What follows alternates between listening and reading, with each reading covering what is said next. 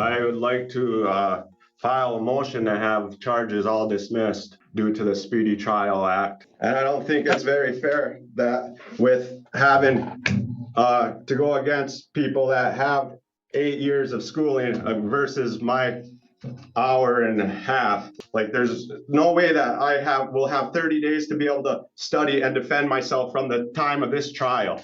You gave me bogus laws to look up and information, and you were biased.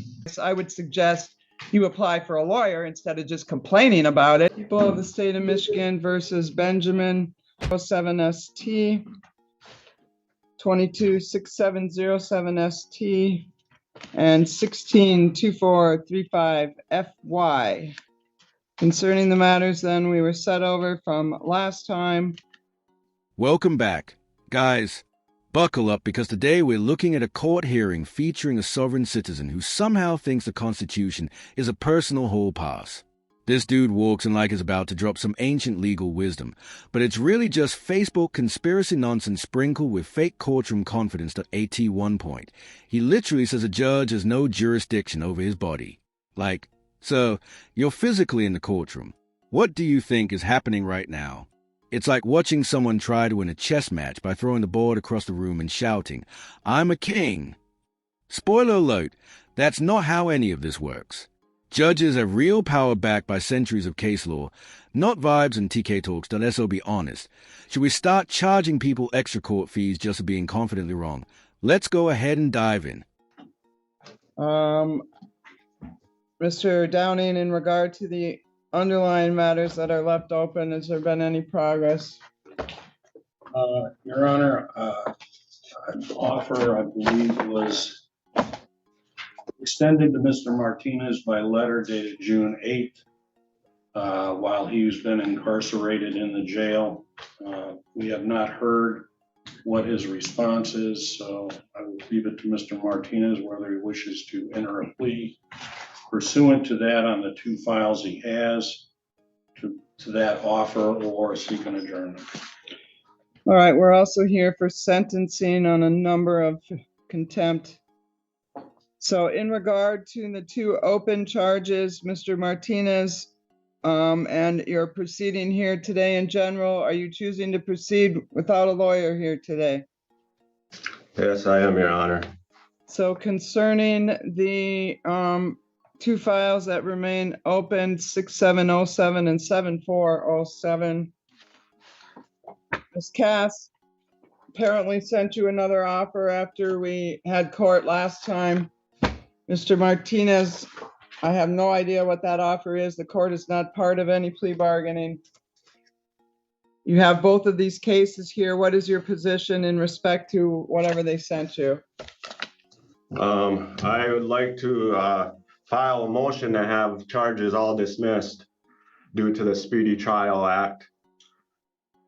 And also, I didn't get, last time we were in court, I expressed to the court that I wasn't able to have reasonable time or inadequate law books. They're old. I only got an hour and a half. I only know some rules for an hour and a half of studying. So out of my freedom of speech and the rules of professional conduct, I'd like to read my motions.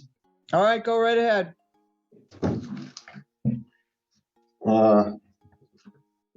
For every waste of time and the more money of the people and their state, I would like to say this under the right of free speech, and I would like to invoke on my rights, civil and state laws, to state and file motions and to be treated fairly by judge and prosecution, to uphold all the laws that are to be held in the courts, and so as... He really stood there acting like legal expertise is something you can speed run over the weekend. This isn't a video game. It's a courtroom. What's wild is he genuinely thinks citing random amendments gives him immunity, like the Constitution becomes a get-out-of-jail-free card if you yell loud enough. But here's the thing. Self-representation doesn't mean you get a custom rulebook. It means you play by the same rules with no safety net. Watching this unfold is like watching someone jump out of a plane with a backpack full of books instead of a parachute. But let's keep going. me representing myself can have a fair chance without having rights infringed upon by any members of the court, and I'm doing so. I'd like to file a motion to have all charges dismissed upon my rights being infringed and violated due to these reasons, rights to speedy trial, and to have adequate time to with representing myself, and in doing so, these are my civil rights and need to be enforced and protected. Not enough time to study, even after motion, or the judge throughout plea, not able to study in a reasonable time, having defended myself when it was brought to the court's attention and prosecution, if need to. It's all on court record, transcripts and rights of trial by jury, and adequate time to have my own witnesses, which are under the time frame, and the prosecution knowingly didn't explain what or help me, which is repugnant and biased by the court. And for also the court saying and giving false advice, and also for my bond being excessive and also biased in setting bond by stating it's more than fair when I was unable to bond out. And when it was amended, I have reasons why 30 days from the timeline of being able to represent myself is being infringed on. And I'd like to have my trial by jurors, and these are the few offhand as to why. Most of the Speedy Trial Act and also False Pretense Act 774.49, they have to abide by all Supreme Court rules and also rules of professional conduct. Opinion 4, which is federal, asking for help retaining for motion. Prosecutors Rule 3.8, didn't take action or all actions making sure my rights were protected. And Rules 4.3, if they know the law and what I'm saying, these are U.S. Supreme Court, Michigan rules. And impartial trial, miscarriage, also People versus Lehman, stating that I shouldn't be in jail or in prison for fines when able to prove I was unable to meet the court's obligations. And I was also in jail during the time of the one failure to appear. And I don't think it's very fair that with having to go against people that have 8 years of schooling versus my hour and a half, when I've asked every day to go to the law library and kited, and there's no way that my act to speedy trial, if you need that read, can ever be met. And I got a bunch of federal laws to that. If we have to go through all them, why? Or I can write them up in a motion to have more reasons for dismissal. This is a legal equivalent of showing up to a gunfight with a kazoo. It is loud, off-key, and completely unarmed. Judges don't owe you a platform to perform your courtroom slam poetry, especially when your argument collapses under the weight of basic logic. The only thing he managed to prove is that the Dunning-Kruger effect should probably be admissible evidence. Let's keep watching. All right, thank you, Mr. Martinez. Mr. Downing, do you wish an opportunity to respond, or do you want an opportunity to do a written response, or where are you at with that? That's a very rambling, if you want to call it, motion. I don't know how any kind of speedy trial is impacted here, in as much as one of these was just set for trial and the first trial date was today. He also failed to appear on the other one. He's set for sentencing on that. If he's complaining about legal research, he has a right to a court-appointed attorney to assist him in advising him of all that.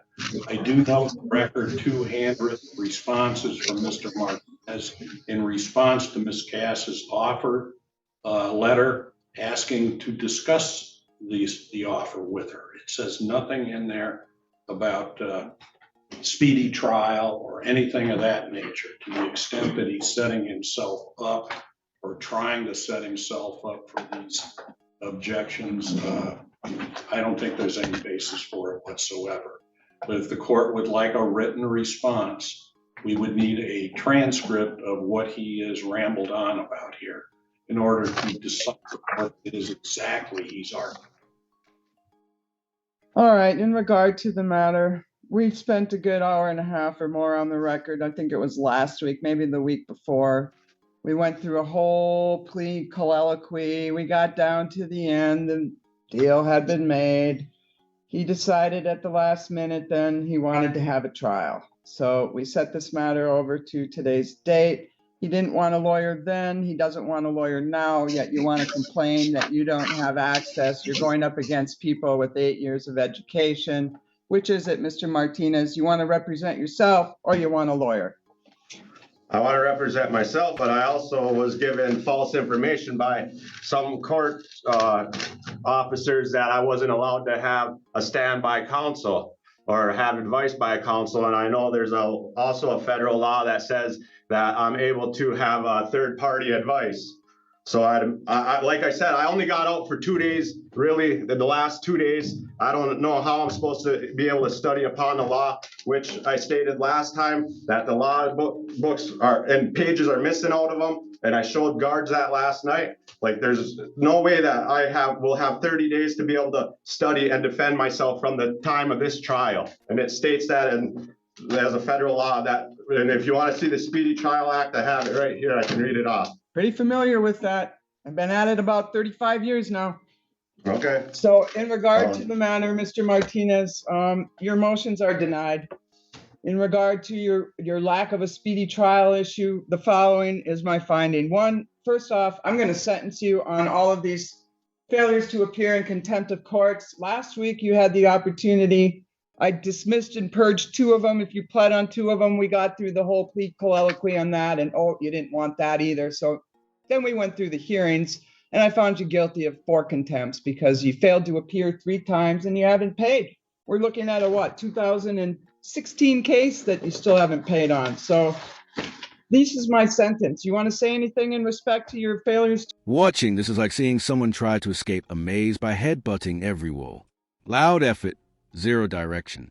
The court isn't a choose-your-own-adventure book where shouting jurisdiction unlocks a secret ending that is not outsmarting the system. It is just auditioning for a contempt charge in real time. Appear sentencing before I impose sentence. Mr. Martinez. Yes, there's federal laws state and that you cannot imprison somebody for fines being unpaid. And I already told you that I can prove that I wasn't there. You guys know the law. You're supposed to uphold it on both sides. I know that. Well, I made my findings. You are able to appeal anything you wish. Bogus information. You're not supposed to give me legal information. That's not you're not supposed to do that. The only thing you can tell me is I can go by representation or I'm allowed to have an attorney. You gave me bogus laws to look up and information and you were biased. So there's another reason. Well, Mr. Martinez, your objections are noted for the record and preserved. In regard to the matter on the failure to appear and failure to pay in 162435 FY, I'm imposing 45 days in jail, 23 days of credit on both counts. In respect to 226707 ST, 2 failures to appear, 45 days in jail, credit for 23 days concurrently with the other case. However, at this point in time, Mr. Martinez is 1, serving a sentence, 2, has failed to appear numerous times in this trial previously, including several trial dates that were set timely. And the reason that it's not going to trial, for example, I gave him a timely trial date back on April 29th of 22, and he didn't do us the courtesy of bothering to come to court. So I am finding under the court rules there is good cause and clear and convincing evidence that's been demonstrated that he's likely to fail to appear for future proceedings should I give him a PR bond on this case. So for those reasons, I'm leaving the bond in place. We'll set a firm trial date for July 10th. We'll trail the new file along. And if you change your mind about a lawyer in the meantime, Mr. Martinez, you can make the request to the district court clerk. She'll refer it to the Michigan Indigent Defense Commission. They'll decide whether you qualify. In the meantime, the sheriff has the purview of the resources over there. You're entitled to use the jail resources. The sheriff is the one that's going to decide what the time parameters are. I don't have any control over the sheriff. So you can complain. Your record is set. You have made your record. It's all preserved here today. But in respect to the issue, if you really want to have some assistance and you have some meaningful legal advice, I would suggest you apply for a lawyer instead of just complaining about it. But that might actually get you somewhere. So I don't know, Mr. Martinez, it's on you. This whole hearing felt like watching a slow-motion car crash made out of legal delusion and misplaced confidence. The judge had the patience of a saint, but you could tell she was about 2 seconds away from hitting him with the legal equivalent of wrap it up. And honestly, you've got to respect how calm she stayed while this man tried to freestyle his way through federal court like it was an open MIC night. That's not how law works. My guy, this isn't a sandbox. It's a system built on actual precedent and real consequences. What blows my mind is he had every opportunity to get real legal help and just flat out refused, like being handed a lifeline and choosing to cannonball into the shallow end instead.